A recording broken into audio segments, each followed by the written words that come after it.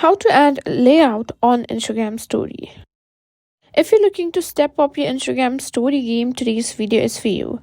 I'm going to show you how to add a layout to your Instagram story. It's a great way to create a fun, organized, and creative look for your post. So let's dive right in.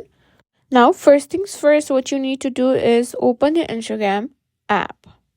Once you open your Instagram app, make sure you're logged into your account. From here, swipe right or tap the camera icon in the top left corner.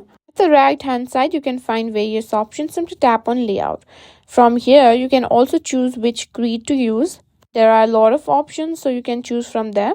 Once you've chosen your layout, simply upload your picture. You can do that by simply tapping on the gallery icon at the bottom of the screen. Simply choose the picture and repeat the same process for each and every layout. Once you're happy with your layout, simply tap on the tick mark, and that's it. That's how you can simply add a layout to your Instagram story.